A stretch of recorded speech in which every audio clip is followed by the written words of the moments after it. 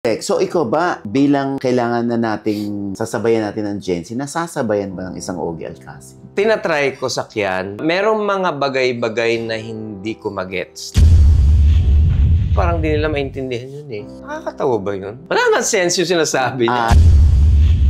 Maraming nagkakamali na ako si Alcacid, siya si Diaz. Sobra. Tapos minsan minumura ako. Ay, sorry naman. Lagi siyang biktima ng fake news. Nagkaroon ng cancer. Sabi ba naman, buhay ka pa pala! Siyempre, sa tagal na ninyo ni Miss Reg, no? Ano ang formula? Anong secret? Nalulungkot ako. Natatakot ako. Uso na ngayon, di ba, mga blended families. Nakikita kayo sa picture with Michelle, si Reg. Hindi siya madali. Madalas yan ang ugat ng pinag-aawayan. Nagtanong ka ba sa sarili mo kung nagampanan ko ba lahat yung obligasyon ko bilang ama? Saan ba ako nagkulang? Bakit ganito pakiramdam ko sa nangyayari sa anak ko? Oo. Madalas yan. Maraming mga bagay hindi ko alam. Hindi ko pala kilala yung panganay ko. Oh? Oo. And for me, naiyak tuloy ako. Galing mo sa ganito, no?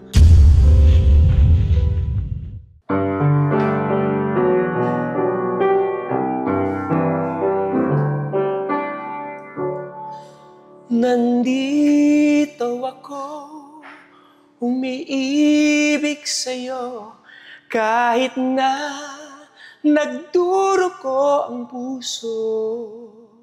Kung sakaling iwanan ka niya, huwag kang mag-alala, may nagmamahal sa'yo. Nandito ako.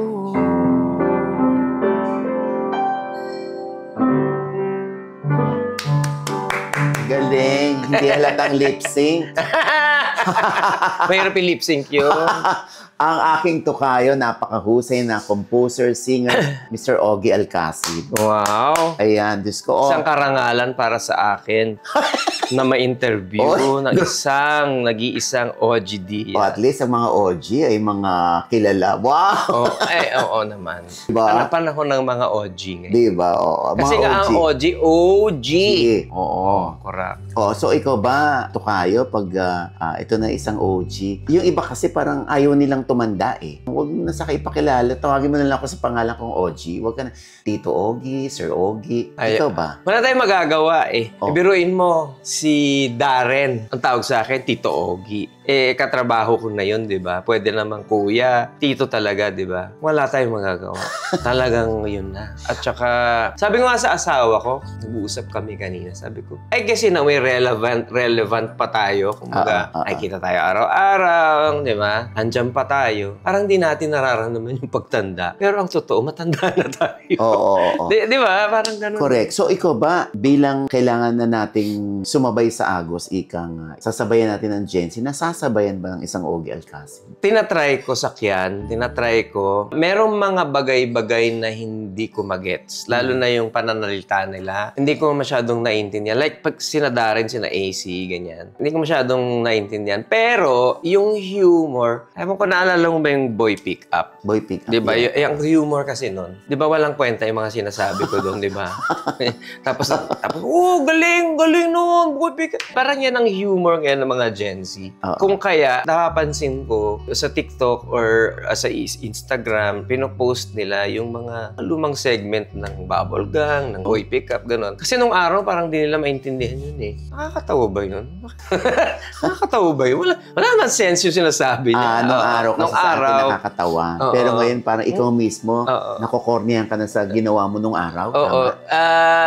Hindi naman, pero parang pag nagbabalik tanaw ako, grabe, no? Naisip kong gawin yun. Wala namang kwenta yun. Pero sa utak ko kasi parang nakakatawa siya. Pero nagigets ng mga bagets. Parang yun yung gusto kong sabihin. At least, di ba, si Ogie ngayon, si Tukayo, kitang-kita natin napaka-healthy. Kasi nga, di ba, lagi siyang biktima ng fake fake news. Meron ka raw lang cancer. Hindi ko naman kasi alam. Sinabi mo pala sa akin, pinagkakakitaan pala yung Pinagkakakitaan yan, oo. Ganun pala yun. Oo. So, nabubwisit ka, Ogie. Every time, kahit kinokorek mo na, hindi totoo ito, hindi ko tinatangkilik itong produktong ito. Tapos, panay pa rin ang paggamit ng picture mo na nandun ka sa ospital. Actually, nafa-flatter ako eh. Ha? Hindi. Ano nga? Hindi, kasi sabi ng iba, ginagamit nila yan kasi sikat ka pa. Oh, gano'n. Sige, di okay lang. But, merong mga kaibigan ko, no, lalo na sina Jun Lali, sabi nila, naku, hindi pwedeng ganyan. Namimihasa yung mga ganyan. Totoo. Iniisip ko pa lang yung pupunta ako sa korte, magpa-file, tapos kailangan nakaputi ako. Tapos naka-shades. Naka-shades. Parang nagpa-file ka ng, ng cybercrime. Parang nai-stress tuloy ako pag iniisip ko yun. Sabi ko, huwag na lang. So, anong ginagawa mo na lang? Like, nire-report nyo na lang? O ano? Pinapa-report ko sa Facebook. Yung mga fans naman, sobrang sipag sila sa ganun. Ako kasi, wala ako masyadong pakialam sa ganyan eh. Eto nga, nakakatawa. Nasa Las Vegas ako last week. Alam mo na, may mga Pilipino doon sa reception, doon sa mall. Tapos, yung barkada ko, si Ate Vina, yun na, lagi nanonood sa yun, si Ate Vina. Sabi mo, ay, mami mo. Sabi ko, hindi ko mami. Kaibigan ko yan. Sabi ba naman, buhay ka pa pala! Kala namin may sakit ka talaga eh. Isipin mo yun, di ba? Yung impact na yung nagawa. Yung impact na hindi ko na-realize na naniniwala sila. Minsan gullible yung mga netizen, lalo na kung hindi sila nag-due diligence. Hindi sila nagre-research. Taray ng due diligence. Hindi na sila nagpa-fact check. Tama. Diba? Kaya... Kasi perwisyo pa yun eh. Exactly. Diba? Kung mga sagabal pa yun, check mo pa kung ano. Pwede sila mag-grok. Sa ano yan eh? Sa X. Halimbawa, may nabasa kang issue na, or may pinag-uusapan sila sa thread na parang, ano ka, FOMO ka. Like, ano ba yung ngayon, igagawin mo #grok. Sabihin mo, what are they talking about? Or ano or sa Tagalog, pwede mo Tagalog. Kasi explain ni Grok. May alam ako na yung FOMO. feeling, ano nga ba yung FOMO? Fear of missing out. Mali naman yung feeling out of Mali. Okay, so alam mo, curious yung mga tao, Ogie, gusto naming magbalik tanaw eh. Napakahusay na composer ni Ogie. Hindi naman. Ilan na so far yung nakocompose mo? 163. 163 songs ang kinumpose ni Ogie. 163. Okay. So, alam naman natin lahat na pag-aari ni Ogie. Pero, to this day ba, ikaw pa rin may-ari ng mga songs na kinumpose mo? Okay. Or nabenta mo na o ano? Para lang meron silang idea kung paano nangyayari na merong royalties na tinatanggap ang isang composer. Ano kasi yung usapin na yan, medyo komplikado. So, pag sinabi mong ikaw ba ang may-ari, lagi namang ikaw ang may-ari kapag ikaw ang may likha. Merong sinasabi kasi na licensing, no? At merong sinasabi na publishing.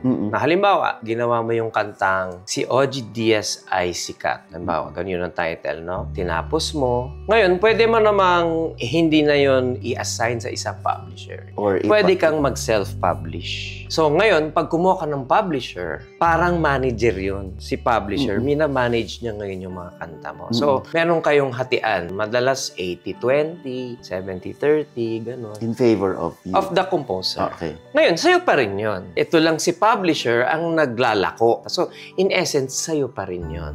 Yung licensing, yan naman yung mga halimbawa kinuha sa commercial, kinuha sa pelikula, kinuha sa kampanya, yung mga ganyan. Tsaka sa mga TV ad. Oo. Merong bulk payment agad yun. At pati sa recording, may licensing. Hindi naman niya inaangkin eh. Gagamitin lang niya. Parang nire-rent mo, gano'n. O yung lisensya. So, may mga, may mga equal fees yan. Depende sa gamit. At sa length. Kung isang taon ba, ganyan. Ngayon, meron namang mga commissioned work. Halimbawa, sinabi, Ogie, gawa ka naman ng theme song para sa isang teleserye. Madalas, gusto nila, kanila na yun. Kahit ikaw may likha, kanila na yun. Depende sa iyo kung papayag ka. Madalas kami, pagka gano'n, pumapayag na kami. Kasi ang tawag namin doon, commissioned work. Ano pa naman yung pangalan mo? So, sa publishing, depende rin. May mga kontrata na sasabihin, bibabayaran kita ng ganito. Ganitong halaga, yun na yun. Wala ka nang kikitain. At sila nang may-ari. Sila nang may-ari.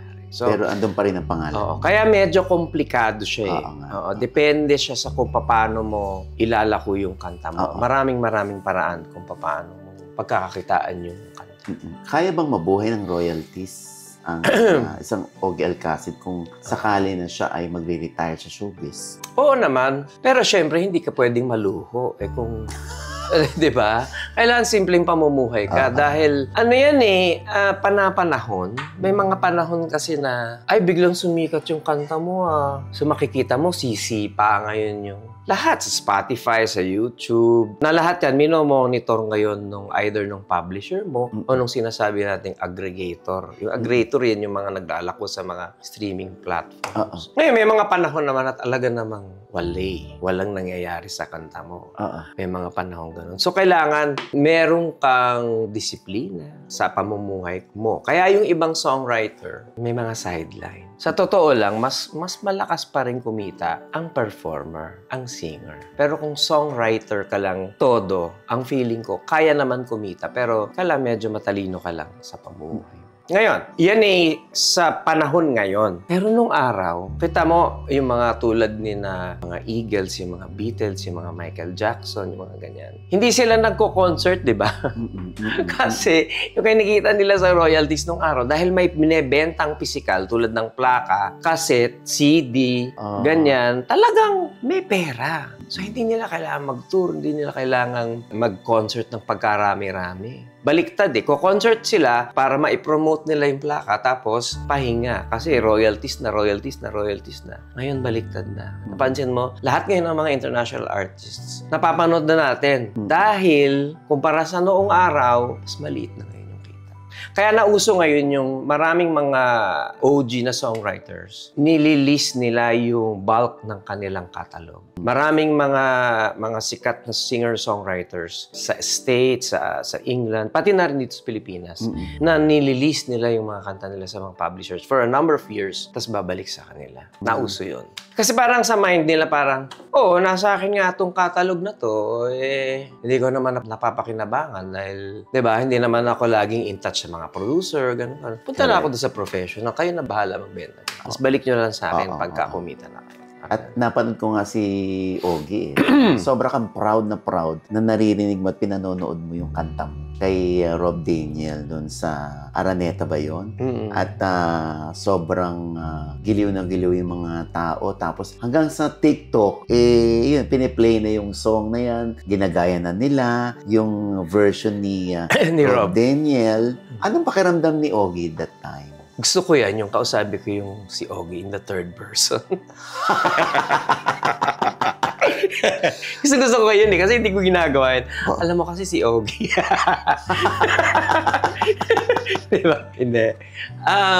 Alam mo, kilig na kilig ako that day kasi pangarap ko noon para sa industriya. Ingit na ingit kasi ako sa Grammy, yung Grammy Awards ba, na andun sila lahat, nanonood sila, pinapanood nila yung kung sino yung sikat na performer o yung legend o yung gano'n. Palakpakan sila, tapos award.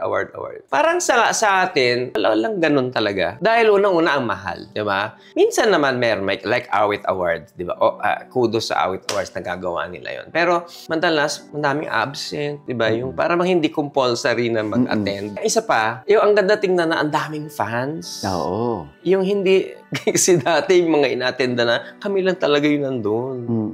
Tapos, nasa mall kami. Tapos, ano ba nangyayari? May award. Parang, di ba, hindi siya glossy, walang prestige. Ngayon kasama ng audience. Oo. Ang mga stars. Doon sa Wish, nagawa nila lang lahat yun. Na nandun yung fans. Bawat kanta, nagsisigawan yung mga fans nila. Tapos, may parangal dun sa mga OG. Now, isa dun sa mga parangal na binibigay nila, yung Lifetime Achievement Award. Sana tama yung sinabi ko yun. Pero, so, I think last year's or 2 years ago, si Regine yung binigyan nila. This year, ako naman yung binigyan nila. So, sobra akong excited doon. Sabi ko, mag-a-attend talaga ako niyan. So, hindi ko alam. Meron pala silang pa-surprise na number ni Rob Daniel. And doon ko lang siya unang napanood. Talaga? And I never pa siyang napapanood. Nakikita ko siya sa TikTok. Nakikita ko siya sa SOCMED. No? Pero, sabi ko, bukod sa ang pogi-pogi niya, ang galing niya, tsaka taas ng boses. Sabi ko, napapagano nga ako. Sabi ko, taas ng key niya. Ang galing ng banda niya, no? And sabi ko, ang galing. And then I gave my speech. sabi ko, hindi ko pwedeng palagpasin tong pagkakataon na to, na itong speech ko, yung kung ano lang sasabihin ko. Kailangan may masabi ako na yung mga nanonood na mga batang musicians, maibaon nila. So, I made it a point na masabi ko yun. So, dami ko sinasabi, no? And tanong mo lang naman, ano nga yung sinabi mo, no? Di ba? Oo. Dinagdagan mo yung speech mo. Oo. Ano yung masasabi mo sa mga singers sa panahon ngayon? Alam mo, nung time namin, ang madami singer. Yung singer-songwriter, sobrang konti. So parang anomalya kami nun eh. Ganon.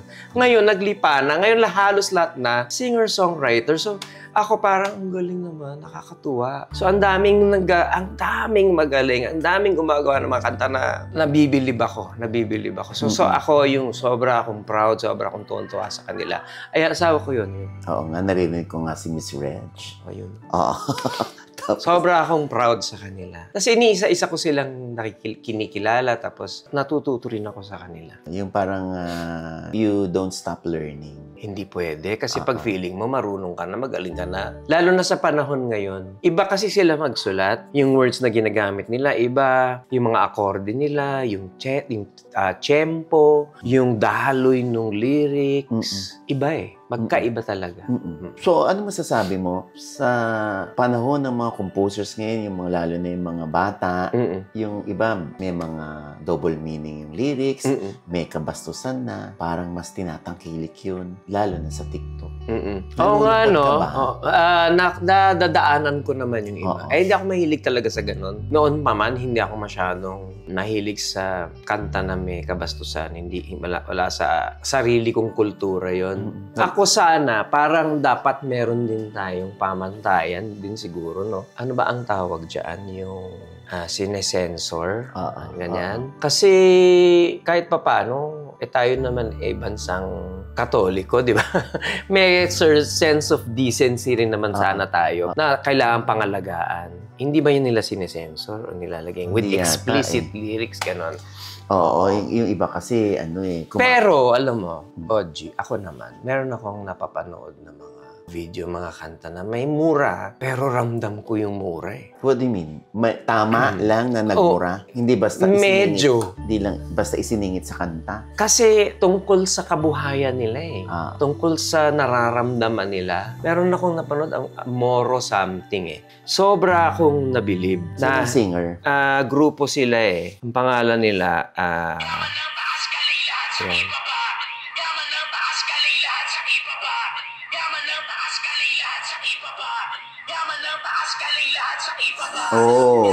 Moro Beats ang pangalan nila. Yaman ng taas, galing naman sa baba.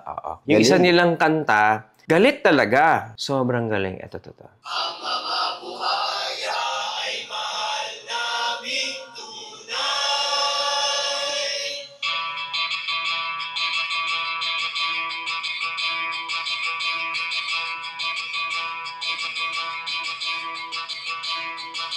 Halika dito! Kinakausap na kita! Ninakawan mo kami, kaya kami binabaha! Halika dito!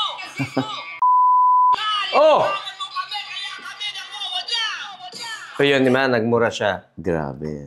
Valid. Ordinary list. Ay, ba't nagmura? Pero sabi ko, ramdam ko eh. Ramdam mo yung galit. Galit. Na, tapos pakinggan mo, ang galing ng pagkakagawa, ganda ng produksyon. Yung mga ganyang kanta, wala akong masasabi. Ramdam ko yung... Pero kung plain, kabastusan lang. Hindi ko masyadong type yung... Hindi mo kayang mag-compose ng mga kumakaldag-kaldag. Siguro patawa lang yung kami magbabarkada, di ba? Hindi ko masyado. Hinahanapan nila si Og Alcacid ng kanta na kumakaldag-kaldag siya. Yung Ebat Adan nga, sinasayaw ko yun eh. Ay, Ebat Adan. Di ba? Ebat Adan. Di ba? Hindi ko nga alam kung ano yung sabihin nun, pero feeling ko bastos, di ba? Pero naaliw naman ako. Pero for me to write something like that, hindi masyado. Sa singers ng kasalukuyan, sino yung nakikita ni Ogie na ang laki ng potential nito para sumikat? Marami kasi sa kanila sikat na. No? Yung DNA, Nax. Mga pamangkin ni Regine, mga anak ni Kakay. DNA. DNA ang pangalan nila. Alam mo, laro-laro lang nila yan eh. Dito pag nagre-reunion kami. Ilagayin nila yung beanie, ganyan. Cute-cute nila. Nag-release sila ng kanta. Sobrang galing. Isa yan. Pero among the younger ones, gusto ko si Janine Berdin. Gusto ko rin yung Janine Teñoso. Gusto ko si Maki. Gusto ko si Adi. Gusto ko si Arthur. Gusto ko si... Of course, si TJ. Monterde. Yung Cup of Joe, napakagaling. Siyempre, SB19. Beanie. Diba? Kaya nga sabi ko, mga sikat na yung mga yan. The name of the game now is yung sustainability, diba? Ang hirap. Parang... Kasi ako 37 years tayo, diba? 37 years na tayo halos. Dumaan tayo dun sa ano nangyayari, di ba? Dumaan tayo dun sa ano bang gagawin ko. Di ba? Lahat na ginawa ko, di ba? Nag-artista ako, nag-comedy ako, Lahat? In fairness naman, mahusay si Ogie sa comedy. Yung iyak, hindi ka pa umiiyak, no? Meron naman ako mga drama-drama, pero konti-konti. Nag-soap kami ni Manilyn, yung pero hindi kami bida eh. Meron din naman, hindi ganun kadami. So anyway, pinagdaanan ko lahat yun, di ba? Kasi nga, nung panahon namin, hindi pwedeng concert ka lang na concert eh. Kailangan nasa TV ka. Pag wala kang TV show, out of sight, out of mind. Ganun ang pangyayari. Ngayon hindi na eh. Di ba? Dahil sikat kayo sa Spotify, sa YouTube, hindi mo kailangan yung TV. Di ba? So, iba eh. Iba yung dynamic. So, yun yung sinasabi ko. Sana ma-ride nila yun yung sustainability hanggang umabot madaanan nila yun lahat. Hindi ko alam. Exciting to see kung paano nila gagawin yun. Kasi wala namang sikreto dyan. Wala akong alam na formula dyan. Ikaw ba na sa shock pag Siyempre yung iba nagrereklamo rin mga OPM natin na bakit pag mga mga K-pop, yung mga foreign artist, pag dito grabe, ilang oras pa lang ubos na yung tickets. Tapos yung mga nandito, yung parang mabagal ang ticket selling ng mga OPM. Well, hindi ko masasabi sa lahat Like for example, Cup of Joe, ang bilis. Sold out kagad. SB19, ang bilis. Beanie, ang bilis. Si TJ, ang alam ko, 2 araw lang dapat yun. Naging 3 dahil sa bilis ng Kaming mga medyo senior, yung ticket sales namin, hindi ganun kabilis. And napansin ko, it's a worldwide trend. Kasi nung nanood din ako kay Paul, nakabili ako ng ticket, kailan na lang eh. So, ibig sabihin, hindi siya na-sold out agad, right? Pero pagdating mo naman nung final day ng venue, punong-puno pa rin. So, ano ang ko doon, nakita ko doon? Kasi yung mga matatanda, mabagal din sa online. Tsaka tamad, di ba? Buying ng tickets. Meron yan, gano'n. Hindi tulad ng mga bagets, talagang unahan. Sila, at mas marami sila. So, mas may pera sila. Oo. At saka ako hindi ko alam kung tama ako. Feeling ko, yung mga may gusto ng foreign acts, madalas, iba sila dun sa may gusto sa local. Baka mali ako, hindi ako sure. Iba yung audience nila. Feeling ko, ibang audience. Tinatawag ko si Ogie pag nakikita kami tokayo. At maraming nagkakamali na ako si Alcacid, siya si Diaz. Marami bang instances na gano'n? Lalo na sa SOCMED? Sobra. Lagi nila ako'y tinatag, di ba? Na ano masasabi mo sa intriga mo? Pinalaki mo, ganyan. Tapos Ogie Alcacid nakalagay. Oo, tapos sabihin ng fans, mali kasi tinag mo. Tapos minsan minumura ako. Ay, sorry naman. Na dapat ako yon. Sabi ko, ito talaga si Tokayo, pinahamak na naman. Diba? Or, ito yung grabe. Makikita ako sa grocery. Hoy, Mr. Ogie Diaz. Tinatarayan ko talaga. Ano ka mo?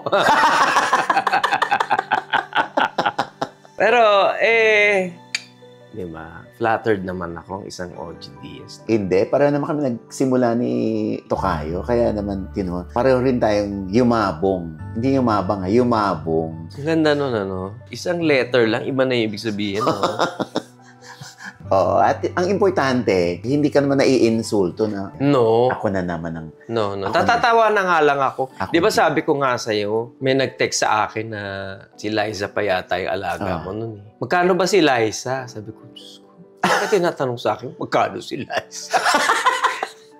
Baka si Ogie Diaz ito. Oo, dati ako kasi yung manager ni Liza. Ako din, yung mga, hello po, magkano po kayo pag out of town? Hosting, hindi po mga 5 songs po. Wow. Oh my God. Alcacid yan, hindi Douglas. Nakakatawa. Oo, pero... ganun talaga. Oo, tapos parang maghahawig pa. Ay! Ay! Diba? Kaloka mo. Oo. Para tayo cheekbones. Diba? Ayan, hindi ka ba hihinto? Hindi ako magre-retire bilang singer, bilang composer, hanggat kakayanin ko. Or meron ka bang binigay na napalugit? Hanggang dito lang ako. Sa susunod, magtatanim na lang ako. Dahil yun naman ang gusto kong gawin. Meron ka bang ganun? Walang katapusang diskusyon yan eh. Talaga? Like sasabihin ko kay Mrs. Ano kaya, 65, medyo chill-chill na lang ako. Tapos pinanood ko again, sorry, Paul McCartney na naman ako. 82 na eh. Andun pa rin, no? Bakit di sila tumigil? Ayun nga, yung mga di ba, yung like may mga foreign artists, di ba, talagang pinipilit pa rin nila yung boses nila kahit hindi na nila abot yung tono ng sarili nilang kanta. So, darating ba kay Ogie yun na, wala, sarili kong kanta, hindi ko na nga abot eh. Ipapa-revive ko na lang sa iba. Hindi ko alam ang sagot. Sa totoo lang. Hindi ko alam ang sagot. Pero, ang ideal sa akin, sa tingin ko, yung parang si Jo Marichan. Kita mo si Jo Marichan, yung di naman niya pinapatay ang sarili siya. Lagi siyang may concert, di ba? Negosyante siya. Pero pag Pasko, di ba? Namamayagpag si Jo Marichan. Yung August 31, tapos diba? September na. Hindi ko sinasabi yung Pasko gusto kong angkinin. Pero yung may seasons ka na nagtutour ka, parang hindi naman OA. Parang ganun. Feeling ko yun ang ideal. So, ang sagot ko sa tanong mo ay, I don't think I'll ever retire. Pero yung frequency ng paggawa, hindi na gano'n as you go older. Kasi hindi mo nakakayanin. But paano yun? So, talagang, kung kailan naman si Ogie, although hindi naman tumatanda yung mukha mo, no? Kung kailan ka nanganganak ang edad, parang mas marami kaya tang trabaho ngayon. Katulad ng nag-Okada ka. Ilang shows sa Okada? 10. Tapos meron ka pang concert with Odette Quesada. So ano to? Batang Ogie Alcacid ulit to? Alam mo, yung pagko-concert, joy ko yun eh. Sabi nga ng manager ko, sabi ka ba napapagod? Pero pag nasa entablado ako, alam mo yan, di ba? Pag nandun ka, yung buhay na buhay ka eh. Hindi ka naman mahina, lalo na pag alam mo marami nakikinig sa'yo. Diba? Alam mo yun eh. Lalo pa yung nakakanta ka pa, tapos napapatawa mo yung, napapaligaya mo yung mga nanonood sa'yo. Joy ko yun. No? So, hindi ko kadudulutan ng pagod yun. Kung in fact, nakaka-energize yun sa akin. Na-excite ka pag may show ka? Ang hindi ko na kaya yung mag-taping. Taping, o yung puyatan? Hindi ko na kaya yun. Oo. Pareho tayo. Hindi ako nag-enjoy. So, itong sa inyo ni Odette Quesada, MOA Arena, meron bang kaba na, my God, mapuno kaya namin ni Odette Quesada itong MOA Arena? Wala. Hindi yun importante sa akin. Kasi alam ko namang may manonood dyan eh. Oo. Kasi na-try and test ko na yung tandem namin, yung pag-ikot namin sa States, yung mga una naming show dito. Oo nga, puro matatanda, pero maraming manonood dyan. Alam ko yan. At saka hindi pa rin naman nagbabago yung timbre ng boses mo. Wow. Andun pa din. Ay, ganyan. Andun pa rin yung kinang, ikang. So, anong bagong mapapanood kay Ogie Alcacid at the same time kay Odette dito sa MOA Arena ninyo? Alam mo, maganda. Kasi bukod sa kakantahin namin yung mga kanta namin na iba areglo, tapos meron kaming mga tribute. Kung papansin mo kasi ang mga concerts, kahit yung mga bata, may mga covers sila. Kami, like ako, meron akong, as of now kung hindi mapapalitan ng rep, meron akong tribute kay Francis M. Tapos siya naman, may tribute siya kay Jerry Paraiso. Tapos, guest namin yung Apo. Ako kasi ang feeling ko yung Apo. Yan yung music na yung mga kaedad namin. Yan talaga yung kinagiliwan. And me and Odette singing with the Apo, for me, would be very exciting for us. Alam mo kami ni Odette, bagamat mas matanda siya sa akin ng konti, nagkakaintindihan kami. Yung mga banter namin, nasasakin niya yung mga sinasabi ko. Tapos lagi niya ako iniinsulto. Nakakatuwa siya. Ang sarap niyang katrabaho. Tapos, feeling ko pareho kaming kumanta. Di kami belter, mahinahon lang yung style namin. And singer-songwriters kami. Nakakatuwa. So, ito yung sa MOA Arena. Ayan. So, yung detalye nun, Ogs? Sa November 7, MOA Arena, kami po ni Odette Quesada. Ang guest po namin ay ang Apo Hiking Society. Naku, mag-enjoy po kayo dito. We have a full band. Meron kaming brass section, meron kaming string section. New arrangements. And basta ang ganda ng music. Punong-puno ng music. Directed by Paolo Bustamante. Ang musical director namin ay si Marvin Querido. Tuloy-tuloy pa rin itong yung Okada mo. Ilang araw na lang? Isang araw na lang. So, nag-start ako sa Okada last April. Naka-10 shows na kami. So, ang last ko is on November 1. Kinausap nila kami, baka pwede daw mag-extend, pero baka next year. Nag-e-enjoy ako dyan kasi, weekends, nandun ka, tapos kumakanta ka ng 1 hour and 45 minutes. Ang sarap. Sobra ako nag-e-enjoy. So, sabi ko nga sa asawa ko, parang nag-aano ko, sepunks ako kasi last show na namin sa November 1. Parang nagsisepunks ako. So, naging close na kami ng banda, naging close na kami ng mga dancers, pati ng prod ko. Ang sarap, ang sarap. Etong next kong gagawin next year, yun yung medyo pagtatrabaho namin, yung musical. Taogib Alcacid Music. Next year yun. Bilin mo sa new breed of singers.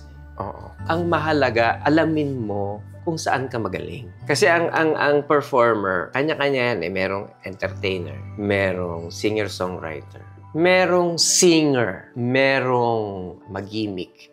Ngayon, kung ikaw lahat yun, abay, ibang klasik ka.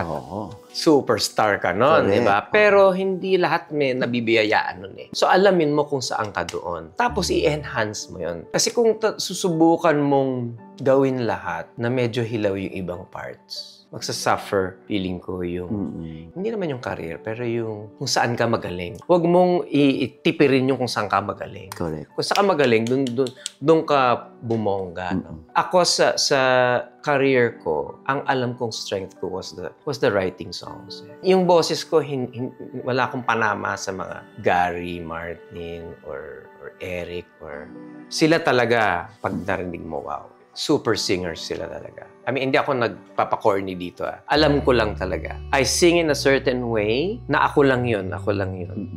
But in no way should I say that magaling akong kumanta.